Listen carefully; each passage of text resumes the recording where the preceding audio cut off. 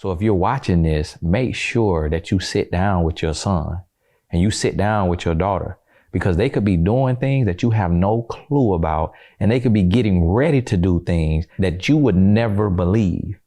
I guarantee you, when I told you that Errol owns and operates a real estate development company, you did not assume or guess that he has served 6 years in the state penitentiary.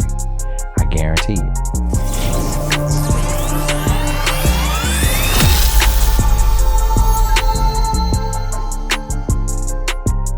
Hey, welcome to The Study with Tony Gaskins Jr. Now, Bartow, Florida, really making waves. So we are back with another young great. And I really want to do a deep dive with this young man because I'm so inspired. Growing up as a Black man, real estate has always been, in my mind, exclusive to other races. But for me to know this young man and to see and to be working with him, building homes, and to see the access and the opportunity, I want more people to understand the opportunities in real estate, and that regardless of your skin color, background, whatever, you can build, but also after adversity. So today we have Mr. Errol. How you doing, man? All right, how you doing? So now, Errol Jones. Errol Jones. That's the full name. And now, Errol, is that like a Jamaican name?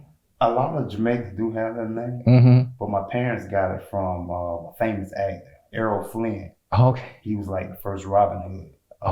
Played in the movie Robin Hood. Okay. So that's how I got Errol. So a lot of people do be thinking, "Oh, you Jamaican?" No, I'm not Jamaican. Okay. Because I was thinking maybe your parents from Jamaica. Yeah. So now I really appreciate you sitting down with me, and I want to cover your whole story. And for those of y'all who don't know, you recognize the set. I'm actually in Bartow, Florida at my mom's house. And so I'm from this area. My mom's from Bartow. So that's why it's a special place in my heart. And now you were born where? In Bartow, but I grew up in an area called Gordon Heights. It's like a suburb area. So you've been here your whole life. My whole life. And Gordon Heights, that's still Bartow, because right across the highway is Gordonville. And that's where my grandma, so I spent all of my days. Was that? In Gordonville? Yeah. Okay. So now your grandmother on which side, mom or dad? On my dad. Okay. And what about your mom's side? Where they from? It's an area, it's Bartow, but it's called Lake Garfield. But then after they mine, they went out there digging up Lake Garfield. They moved all of them either to Homeland or they moved them to Gordonville. So both sides of your family from the area? From the area. Okay. Just like my mom and dad. Both of my mom and dad were raised in Bartow, went to Bartow High School. Did your parents go to Bartow High School? No, they went to Union Academy. With like Lance dad? Yeah, they went wow. to Union Academy. Okay. So now, how old are they? My mom, well, she actually turning 80 next month. And my dad, he's 76. Okay. And he'll be turning 77 in September. So that's why they went to Union Academy? Yes. Because it was segregated back then? Okay. Because my dad is 59 and my mom is, I think, 58. So they went to Bartow High School. So it had integrated. Yeah. So now I want to dive into the roots, because in that upbringing, tell me what life was like how many siblings did you have? What was your living situation like? I had a brother and a sister, older brother and sister. Now, my brother's 12 years older than me. My sister is 9. So it's a gap there. So now I wasn't playing, like I didn't have a brother and sister to really play with. My parents were older, of course. You know, I grew up around my mother and father, so I got a lot of old values and things in me that carry with me, morals. My dad, military, Vietnam, vet, Marine, 3 Purple Hearts. What? Your daddy? My dad, 3 Purple Hearts. Now, hold on now. Tell me about a Purple Heart, because I thought, isn't the Purple Heart like a medal of bravery or something? Exactly. So he was wounded 3 times in combat. He was grazed once here Mm-hmm. by a sniper. Mm. He had his finger shot by a sniper, Mm. and then he stepped on a booby trap. Mm. Now the booby trap was, what type of booby trap did he tell Okay, you? it was the one with the thin line, Mm-hmm. and he hit it, and he heard it. He heard that little, Mm-hmm. and he dove back, and he actually had got pinned by the president at the time. President came in and pinned one of his Purple Hearts. Man, that's crazy. Yeah. I've seen the Purple Heart on some license plates. Mhm. I've never met anybody who got a Purple Heart. Oh yeah. And then you telling me he used to have that. he did, and you telling me your dad got 3 Purple Hearts, He got 3 Purple Hearts. and it's essentially for them 3 woundings that could have killed him had it been a centimeter different. Right.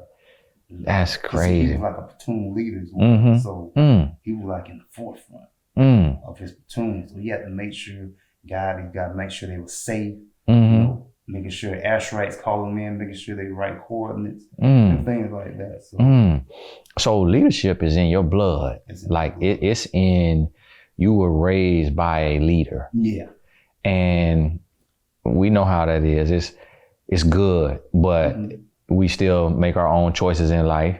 But you were raised by a leader. Now, your dad personality, tell me about his personality with you. he was always hard nosed. I call it. He was hard nosed. He wasn't the guy that just play and joke and all that. It was serious. It was serious. And for him to even go through the war and see the things that he seen, I'm surprised he don't have that PTSD. They hear about a lot of soldiers when they come back from war. He don't have it. I only seen my daddy cry one time. We was in Washington, D.C. I'll never forget. We was in Washington, D.C. and we went to the Vietnam Memorial. And he was looking on there for some of his buddies, and he found them. And he just started crying.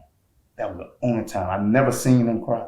Because he was the strongest man in the world to me. He was the strongest man in the world. And still is to this day. And I still give him that same respect. Like, I don't cuss in front of him. I'm still like scared. I got that fear in my heart for my father. So. Right. But great man. Great man. Taught me everything I know. A big supporter. Very big supporter. That's huge. And you say he's how old? He's 76. 76. Man, that's a blessing. And when he was looking at that memorial wall, I bet he counted his lucky stars, so to speak. Like he probably had all them flashbacks of the times his life could have been taken. That's right. And he wouldn't have gotten to see his kids, grow up. Yeah. I don't even have no kids. Right. That's deep. That's deep. I've never thought about that. And I know my granddad, it was like my mom's stepdad was in Vietnam, and I never got to talk to him, or something he was in. Maybe it was World War II. I don't know. Because he died some years back and he was 88 then. So yeah, it had to be another, But that's crazy. You were able to be raised by somebody who, when we think about like the street life and stuff, we call it like a war. We call it like, you're in the trenches or whatever, but he literally, life was on the line in another way. Yeah. And it wasn't to get fast money. No. It was to defend the country To defend the country. that didn't always defend him. Exactly. And so that's a whole nother calling. Yeah, it is. Like, that's different. It's a whole nother calling. Now tell me about your mom and her personality. My mom, she's that sweet, gentle, caring person, real quiet. She was a school teacher. So she's good at teaching, And teachers, they have to be repetitive. So I had to grow up with the right speech, and you got to say things this way, and you got to do things this way. I actually went to her school. She was teaching in Auburndale at Caldwell. That's the school I started at. That's where I went in elementary.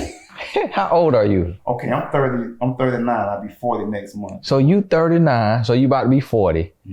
I'm 38. I turned 38 in March. So you about 2 years, almost 2 years older than me. I went there to the 2nd grade. So I was there in kindergarten. So I had to be there. what year you graduated? I was supposed to graduate in 2000, but I graduated in 2001. Okay, so 2000. So I was in kindergarten at Caldwell when you was in the 2nd grade. Okay. My mom is Vivian Jones. They used to call her VK. Wow. She always taught like in the 3rd, 4th grade. Yeah, see, that was older than me. I wonder, now when you left there, did she still stay there or She did she stayed leave? there. Oh yeah, she stayed there. She stayed there? She stayed there. Man. So I had a different teacher then because I never had a black teacher at Caldwell. So she was somebody. Man, that's crazy. That's a small world. Like, I didn't know we had that intersection. Mm-hmm. So she was a teacher. Yeah.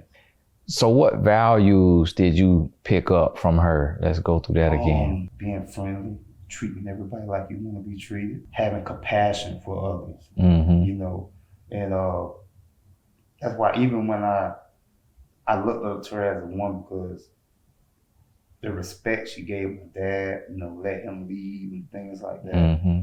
I always had said, I need somebody with traits and characteristics like my mother. Mm. I need somebody like that. Mm.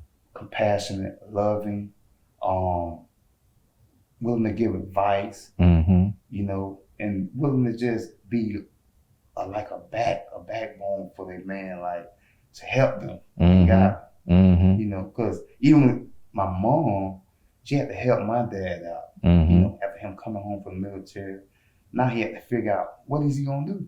Mm-hmm.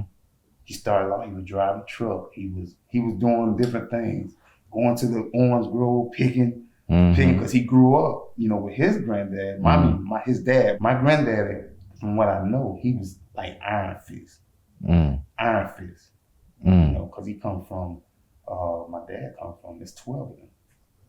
6 boys, 6 girls. Wow. So all of them worked in the field. Your dad come from 12. Yeah. Okay. All of them worked in the field. My dad was driving at the age of a busload of crews going to Pennsylvania to pick tomatoes and apples at the age of 15. No way. Yeah. So they had to grow up early. At the age of 15, driving from Florida to Pennsylvania? Florida to Pennsylvania. Now you gotta think this back in the 40s or something. Right. Yeah. It's back in probably the 50s, in the 50s, in the 56. Right. Yeah. Man, that's crazy. Yeah. I can't even process that. Now, do you think that because your parents had you at an older age, like they had you around like in their mid 30s, late 30s, Yeah. that you got to see a more refined version of them? I did.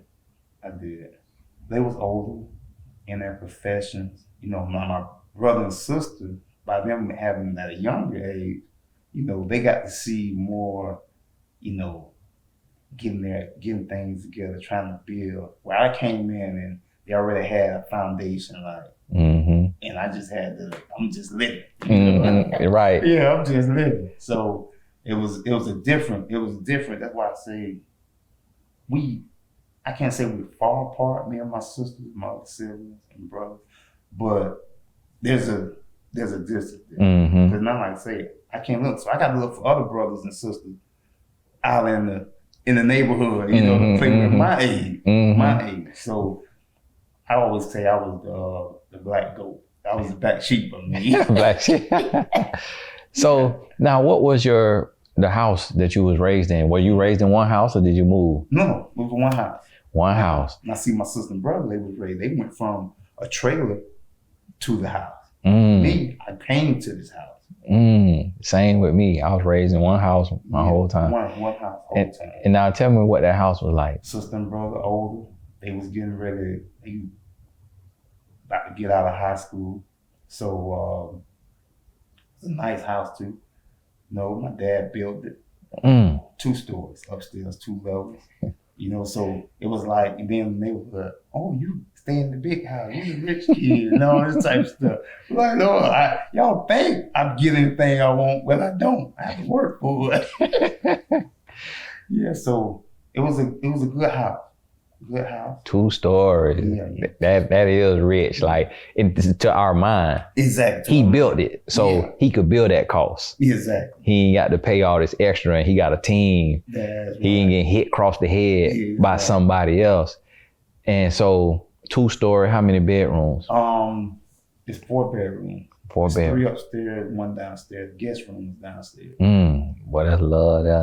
That's hey, and I say that because we from Polk County, Exactly. and y'all a black family, and being a black family in a 2-story house, Yeah. 4 bedroom house. In what year were you born? No, I was born in 82. In 82. Yeah. So he started building that in 80. And he got a story. He said when they was building, when they first bought the land, they bought the land from Reverend Wynn. He owned a lot of land in the area. So my mom had told him, well, my auntie say Reverend Wynn selling some land up there. Go over there and see, what's going on. So he went up there and like, okay, yeah, I see. He got some lots up there. I got 1 lot. My mom went to him like, you just gonna get 1 lot? You might as well just get all of it. We'll work it out. We'll pay it off. And they did. They went and bought all the lots. Because they were like, they wanted the land. They wanted to be able to have that land where they ain't have nobody really close around them. And then my dad was building. People was coming up there. They didn't know he had bought it.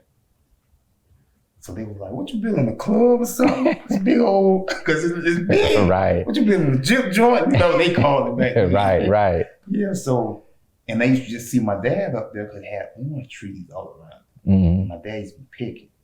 They're like, boy, you a working man. All you doing, you coming up picking these oranges for people and stuff. They didn't know that was his land. He owned it. So now, do you know what year he became a GC? He was already building, but then he went back and got his license. So in 1976, that's when he started building. But he didn't get the GC till like in the 80s. Yeah. And O.D. Jones, when did he start that company? 1976. 1976, he started the company? He started the company. This is the company that you running now. Exactly.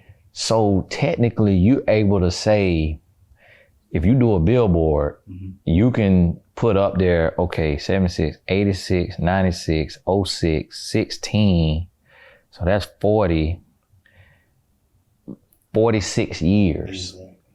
So 50 years, Almost 50 years. Would you call it a construction company? Real estate company? What is it called? It's a construction company. Construction company. Construction company. But I do have a branch that we just focus on development. Right. But it's all tied in together because the construction company is building development. Right. Yeah. So 50 years. Yeah. And from what I hear, your daddy name strong. Oh yeah. Like he built it on a firm foundation. On this Polk County area, he built it strong relationships. He know everybody. And me growing up around him, I didn't understand it at the time. Going to work with him in the spring break and something, I want to be out there playing with my friend.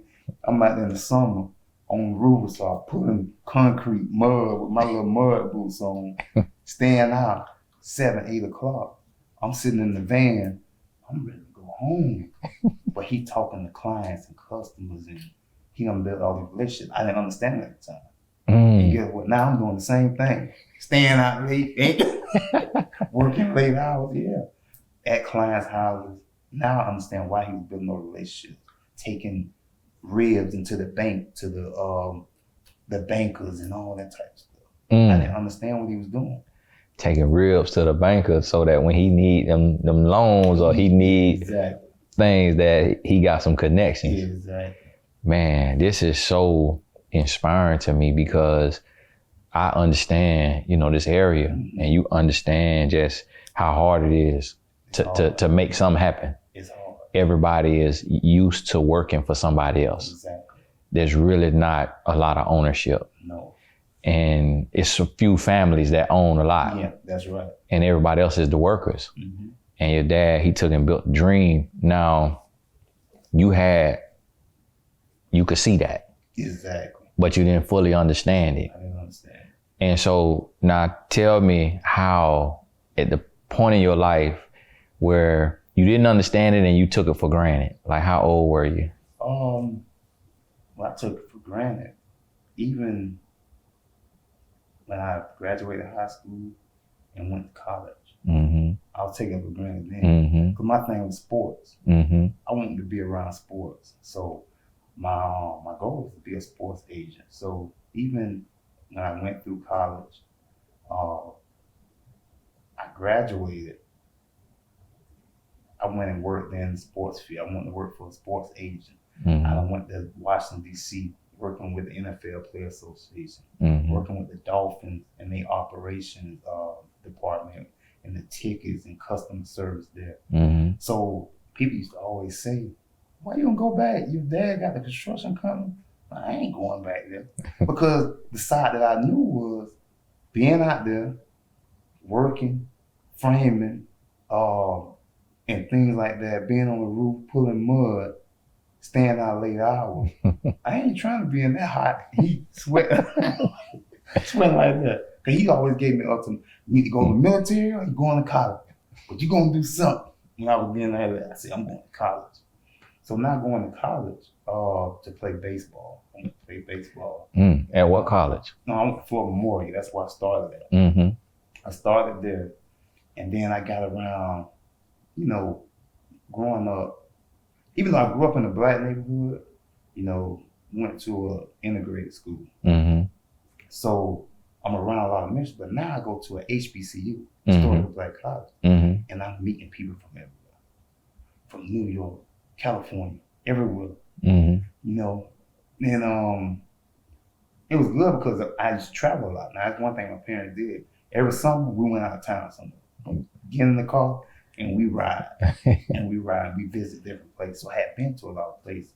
So some of these places I've been, oh yeah, I done been to Chicago and I done been to New York and all this stuff. Yeah. So I'm meeting so many different people with the melting in it. And it's like, wait a minute. And then they come in and they giving you so many different aspects of how they do things in their area. So now I had to say, forget baseball. I joined the Student Government Association. So now I'm as a freshman, I'm like the chief of staff for the freshman, what's the name? For the freshman class and stuff. And I just started working my way up. But now I'm starting to learn business and things like that, and how to hold meetings and things like that. So Mm-hmm. that was a good change when I went to college. But I still want to focus on no construction. I'm going to be working in the sports field somewhere. Mm-hmm. And people are like, you need to go back, and I know I'm not going back. I'm staying down here in Miami. Even though when I went to DC, I was still coming back to Miami all the time. Mm-hmm. Because I couldn't get used to, DC is real business. You got a lot of lawyers up there that's working in the government and things like that. Mm-hmm. I love that Miami life. I gotta get back to Miami. That Miami will turn you out now. And so now, throughout all of this and our stories, and I don't know all the details, and that's what we're doing here. It's like there's always this tug of war. Yeah. To where, we see these positive examples. We see these positive examples, but we also see negative examples. Exactly. And there's this thing of, I don't know if you ever felt this, but I felt it growing up. Like, I call it unrightfully privileged, to where I felt like sticking out like a sore thumb, because I'm like, I got a 2-parent home. Exactly. I live in a house. Yeah. We driving decent cars. Mm-hmm. Like, I could have what I need. Like, I don't have to be lights out, no water. And it made me feel like, I don't know, almost like a lame. Mm-hmm. And so it's like I want to dibble and dabble into other stuff to like get some stripes, like some street cred. Exactly. Now, and did you ever go through that and take me through that experience? Even growing up, neighborhood, you see all the drug dealers around, they riding around. So you see them, and then you try to go up, be around them. I was riding a 3-wheel bicycle. That was one of my I had started a business in middle school. It was called Aero Side Shop. So what I used to do, fix up bicycles and stuff, sell them and all types of stuff. So I was on my 3-wheel bicycle, and I went, we call it the other side, that's in Gordonville. I went to the other side, and we had this tree, and they used to hustle up on that tree. And I was like, man, I used to sit up under and just watch them and stuff. It's the tree around the corner from my grandma's house. Yeah. Over there, where the Paradise used to be, Yeah. but right close to the Paradise. Exactly. Paradise is a club, little club, little hole in the wall. So I was like, man, I could do this. I can make me some little extra money, you know. So I'm sitting out there one day, and the guy on police, I'm on the boat, the police done pulled up on me. I said, oh man, I'm gonna go to jail. But it wasn't little dude just trying to scare us and stuff. But growing up in that, like I say, I didn't have no brothers and stuff around my age. So I was out looking for that. And I got around it. But then I went, after I graduated high school, I went to Miami. Now I'm in Miami, where they saying, you know, all this stuff coming off the boat and all this stuff. But I went down there looking for it. The opportunity just came and popped in my lap. So I'm like, okay, I know all these drug dealers up here. I had just graduated college and all that stuff too. So I'm like, man, I can't get no job and what I really want to do. So the opportunity presented itself, and I just took it and ran. Because I knew the people because I had went to college with them. So they had access.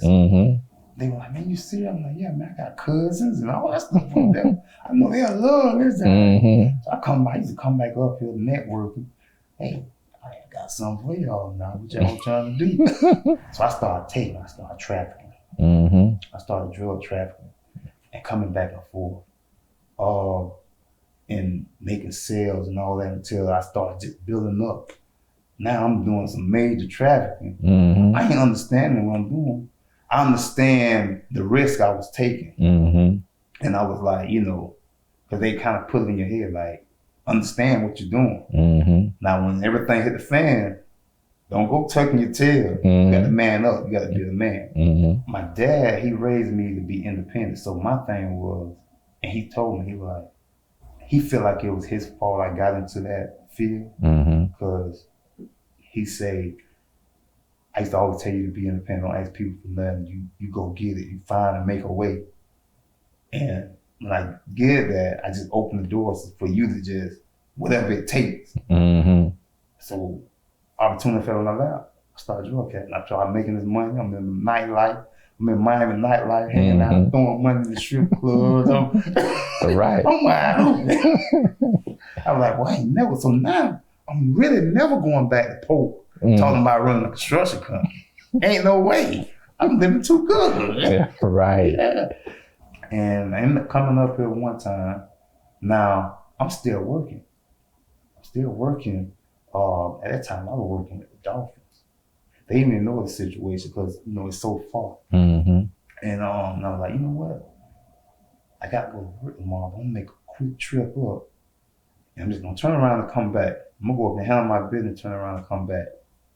I get up here and get into a shootout.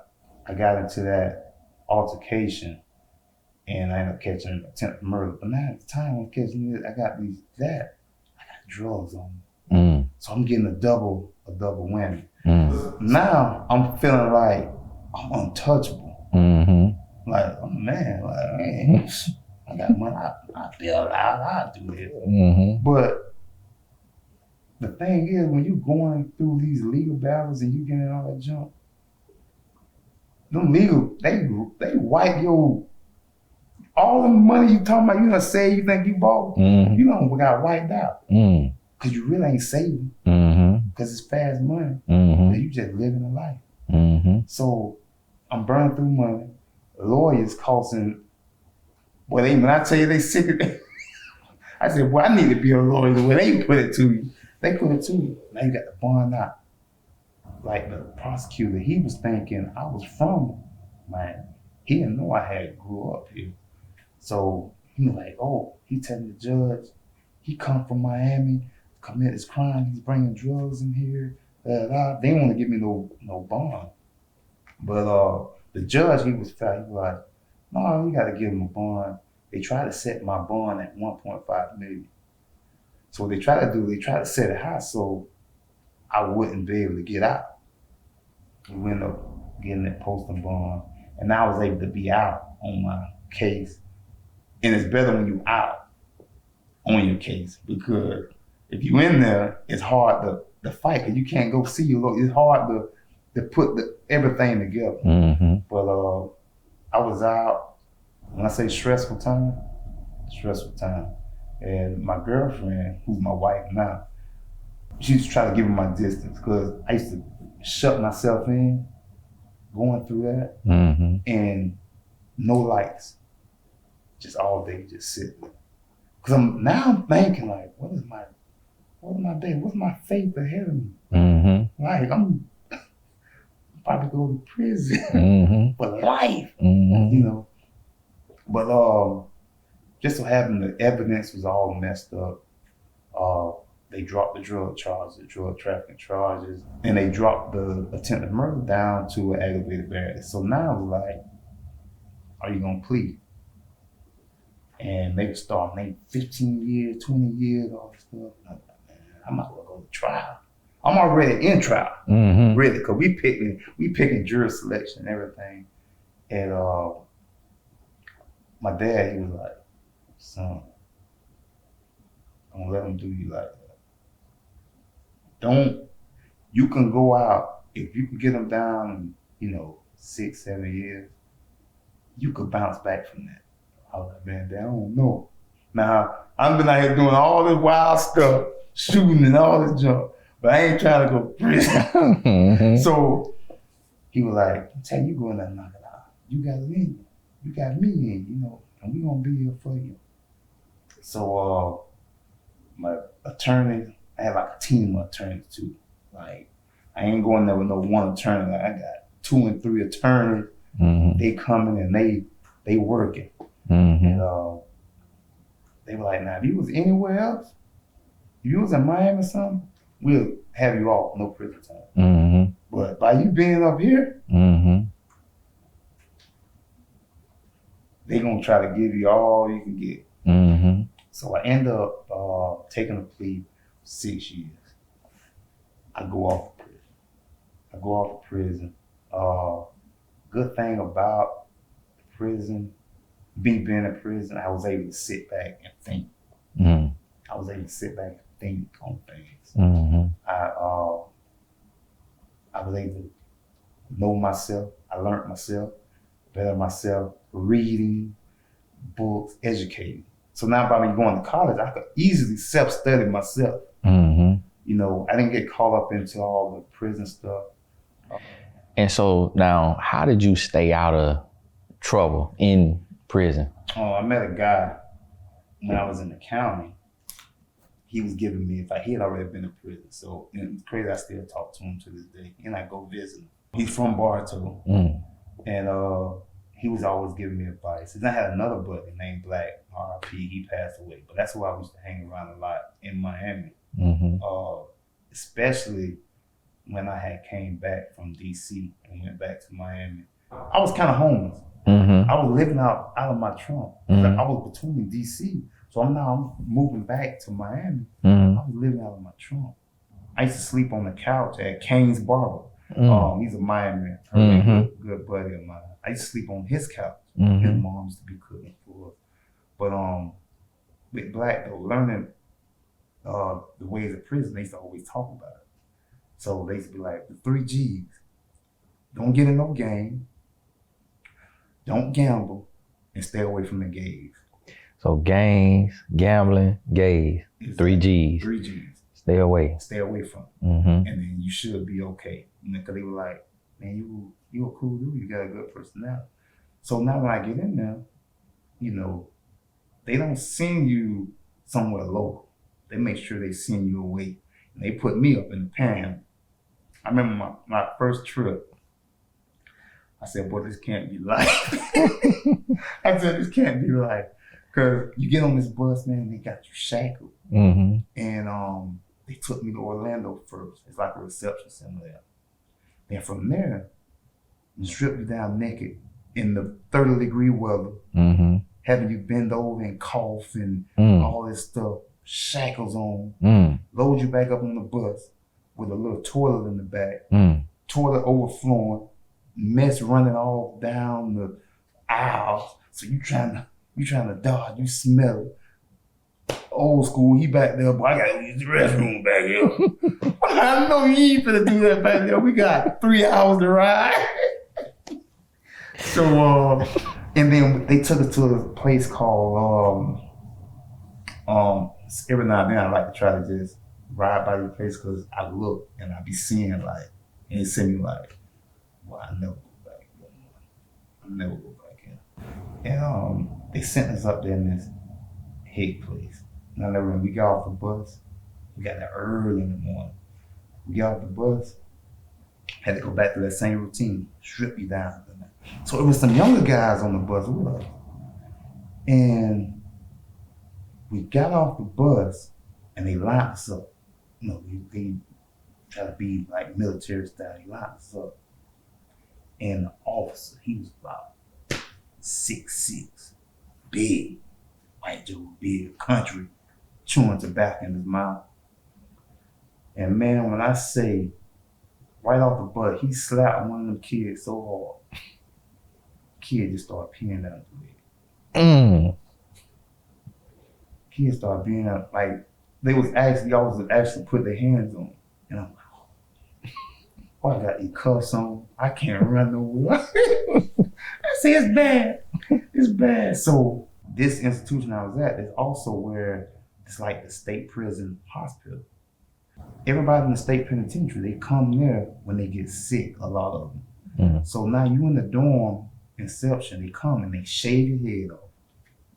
I mean, all your hair, they shave your head.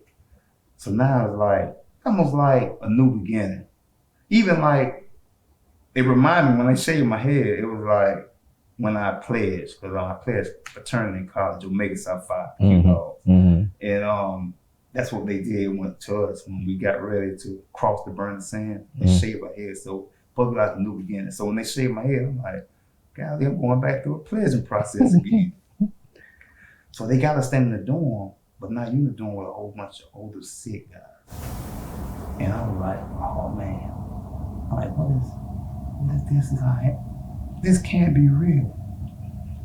I met an older guy. He was in a wheelchair. He had life.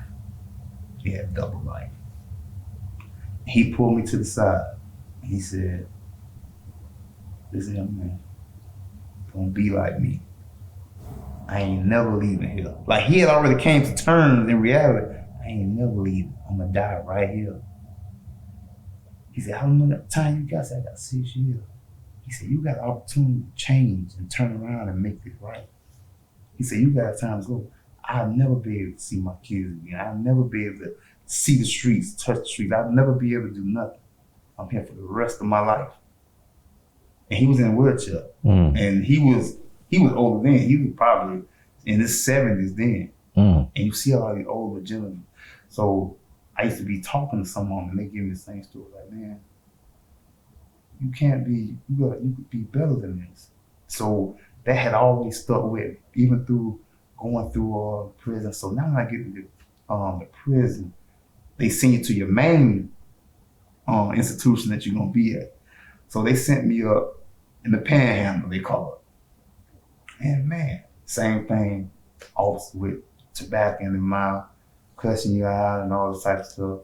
I was getting in trouble. I was going to the confinement, the box, you know, there was stuff like trying to be rebellious, like it was I had to learn, that's not my place. I don't run these people institutions. So what I got to do, I got to learn how to abide by their rules and skate right up on the radar. Because every time I'm getting in trouble, they taking 10 days away from me. So now I'm getting game time, but they taking days from you if you get in trouble. So now guess what? That's 10 days sooner you could have been home with your family. So I had to learn, like, you know what? I'm just gonna fall back, do my time. I ain't trying to be tough for nobody and get on. So I started getting in all type of books, 48 Laws of Power. I had my fiance at the time, not my wife, I had her send me books. So I said, you know what? I'm finna get into this wastewater treatment. They had like engineer program, environmental engineer with wastewater treatment. You get books sent in, and you could study for it, and you could take the state exam. I did that, passed it, and before I left, I had told my dad that I'm gonna do this construction thing. He was like, okay. But he didn't really think, because he had made up in his mind, ain't none of the kids gonna take over this. And my mom's always tell him, no, you don't know that. You don't know what they destiny path, because they real, God-fearing in the church. I grew up in the church 24/7. I probably went in service so much, I would run across to the restaurant, get my gravy and French fries. But church every Sunday, Wednesdays, Bible study, Sunday school. I grew up in that. So even then, I was giving speeches in church and stuff like that. Cause I say my mom was big on that. So I was giving the Sunday lesson and stuff in church. So that stuff was kind of with you when you were in prison, you doing your time. Exactly.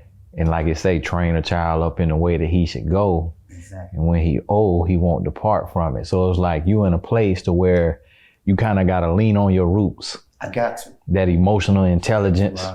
Right. And so 6 years, how long was it total that you did? 6. The whole 6? 6. I did 6, because the charges I carried with the gun was a minimum mandatory. So they made sure you did everything. But I did earn some time close at the end. So what it was, I had to do a mandatory 3. Now on 3 after that, I was able to earn the time back. Okay. Do you think having 2-3 lawyers and having some funds, to pay them help you get that 6, or you think somebody with your same charges with a public defendant could have still got 6? Somebody with my charges with a public defendant, they got 25 plus. 25 plus. And you know what, ladies and gentlemen, he is not lying. Because my Uncle Ronnie from Gordonville is doing 27 years. He has served about 15 or 16 years. He took it to trial. They offered him a year and a day. He took it to trial for whatever reason. Craziest thing in the world. He done 15 years. I read the whole court transcript. You know what he doing them 27 years for? $10 worth of weed, $10 worth of cocaine. You see what I'm saying? And people do not believe it. I done talked to the big wigs in the state, the clemency board. I done talked to the assistant of whatever the name is, Ron Putnam or whoever. His assistant went to All Saints Academy with me. I talked to him and I told him about that. He said, Tony, there's no way in the world that your uncle doing 27 years for $20 worth of drugs. I said, okay, look it up. He looked it up. He came back. He said, Tony, you was right. He said, but the only thing is the judge still living. So if the judge still living, ain't nobody gonna overturn it. Exactly. Because in the way this system is. It's like, oh, you gonna buy my back, overturn it? Right. It's a buddy system. Yep. It's a buddy system. So, man, that was a blessing. And you did it 6 years. I did 6 years. You come out. When you come out, did you get with your dad and go right to the business? I went right to it. Because now, in there, I was getting books sent in about construction as well. Like I used that time, it was almost like an educational period for me. Staying out the way, and I was cool with a lot of people, a lot of the young cats. So I was kind of different too in there. So they used to always see me studying and reading. In there, your pictures tell a lot. So now I'm in there with my picture books. My wife, she sent me pictures in there, and they see me traveling. They see me, they're like, wait a minute, man. You ain't just no regular average street dude. Like, you got a lot of sense. They used to come to me advice. They was able to talk to me. And that was another, I found out my purpose in there. Like, being able to talk to people, putting a smile on people's face. I told you I had worked in customer service. So that was a gift that I got from my mom and my dad. Now, when you say your pictures tell a story, your wife was sending you pictures of like places y'all had went, things y'all had done. And so people was able to see that you had to kind of live life. You was diverse and cultured. People seeing that, and they was thinking it was out of reach because they never did that. They could be from Bartow and never left out of Bartow. Mm-hmm. Farther they went was the Lakeland Mall. Mm-hmm. Never been to Tampa or Orlando. So some of them, they from these different places. They from Jacksonville, and they're like, wait a minute, man, you went to Atlanta, you ate at that restaurant with the flow spinning and all this stuff. You've been to Bahamas, and like, yeah, man, you can do this too. Mm-hmm. So they used to be like, how you do it? Like, what I have to do? How would I book a plane ticket? Like, you got people that don't know, ain't never did nothing. So I have to be like, I used to reflect, and I'd be like, wow, the things I done did, I took that for granted. The things I was doing. So people, they looked up to that. The duality of a Black man, because just like I'm sitting here and I'm producing the study, and I look up to you because you own and operate a real estate development company, which I always thought was out of reach. But yet you have activity in your background and you got prison time. Yeah. And I'm sitting here and I was trafficking across state lines, Florida to West Virginia, while playing on a full scholarship, playing football. I really want to drive this point home because a lot of times people think that we are just one or the other, that we are just good or we're just bad. But in every single person, there is this internal struggle, this internal battle, and we have to make a choice every single day. So if you're watching this, make sure that you sit down with your son and you sit down with your daughter, because they could be doing things that you have no clue about, and they could be getting ready to do things that you would never believe. I guarantee you, when I told you that Errol owns and operates a real estate development company, you did not assume or guess that he has served 6 years in the state penitentiary. I guarantee it. So think about that. And that's deep, man. And that's a part of your story. And that's why I want to share your story for the youth, because it's going to be people that's in prison that's going to see this. And yeah, they might not be able to come home to a dad who is a general contractor, but they could come home and get a job for a general contractor and then start studying, take the test, pass the test, and one day be a GC. Exactly. And that right there is huge now. So when you came home, what was your mindset like? And what did you tell yourself to get to this point? I had already kind of set up goals before I came out. Because like they say, someone who fails to plan, they plan to fail. So they used to always stick with me. So I had started setting up, so I was like, you know what? I don't want to be building like my dad, like hands-on. He was hands-on because he didn't have nobody to show him the game. Him coming up in that time in this area, he didn't have nobody to be like, we should do this. So he learned a lot of trial and error things. But then when I fell in love, I was in a studying real estate, investing, and we had people that was embezzling funds, teaching us how to do bookkeeping, and they teaching us how to watch out for somebody like him and all this type of stuff. So I'm taking all these educational classes, investing in stocks and all this stuff. So I had like a guideline. I was like, you know what? My first priority is getting this, taking over the construction company. So I had came out and said, you know what? I just got to find the area I wanted to be in. So my thing was, I wanted to be in new construction. Now my dad, he was a specialist in remodeling and addition. He did new construction too, but his favorite was addition and remodeling. Because, it's like a headbanger for him. Like he like the, I want to think, my thing was, okay, getting land in the Black community and building affordable housing and just putting people in housing. Because with the housing market and the crisis is going, the affordable market, that's where everybody's getting priced out. So my thing was, if I could build and keep the price and that income of the guy that's working for the fire department or the school teacher or the county worker, that's what we need. So now, with OD Jones, your construction company, you building houses for, you know, everyday people. Mm-hmm.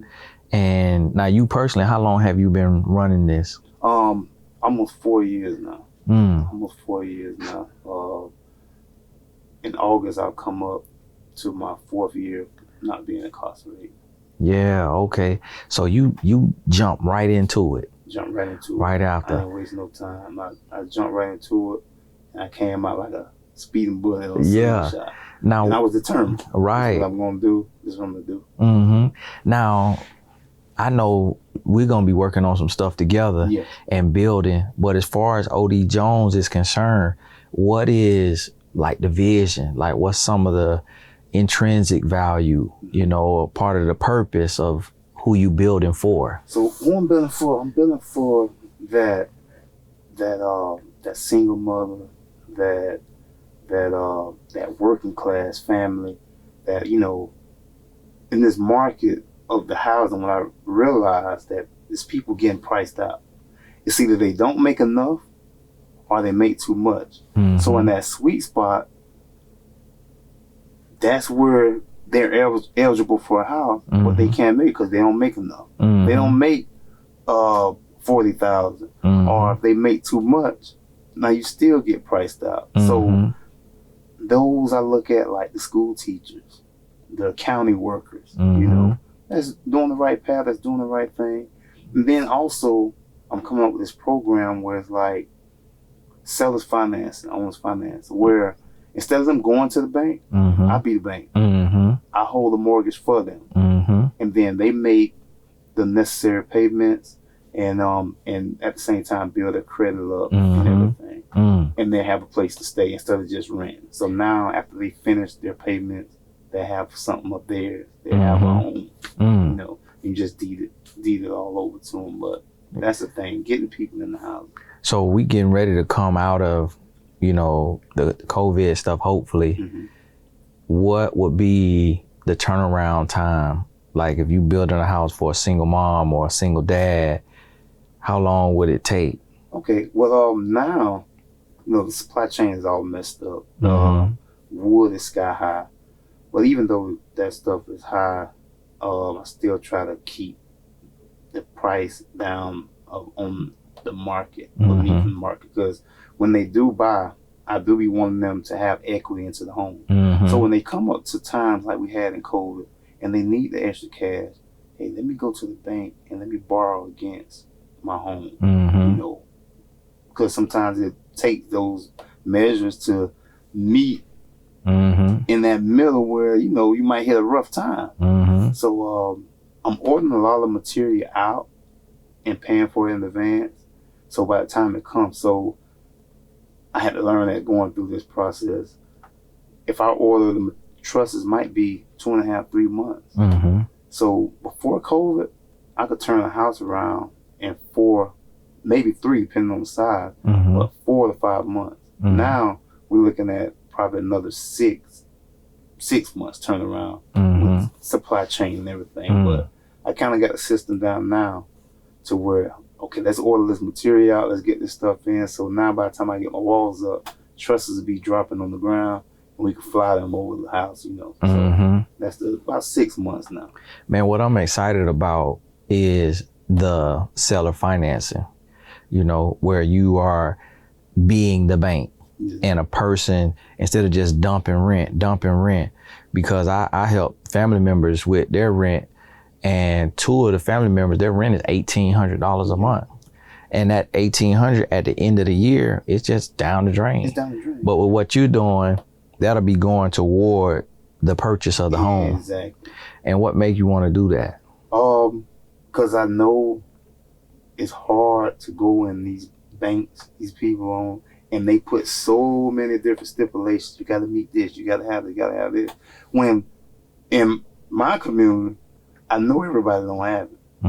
I know everybody have it because I'm going through it. Now that I'm in the business, and legit business, and I'm going in here to these banks, and I'm meeting with different people, and I see the challenges I'm facing. So I know others are facing when it's time to get a house. Like if a beginner came out here on the set, you know, what y'all call this, the site. The site. And if I come out here in the beginning, I want to help. What could they show me how to do that I could do and not be in the way, not be slowing down? First thing, clean up. Clean up. You know, one of the first things on the job site is safety. Mm-hmm. So we try to make sure it's clean and safe, so it ain't nothing nobody tripping over. And things. You want to keep the job site nice and neat. Right. You want to keep. It's interesting that we in the neighborhood and nobody coming to steal these bricks. I mean, this is concrete. They ain't gonna really have nothing to do with it. right, because they can.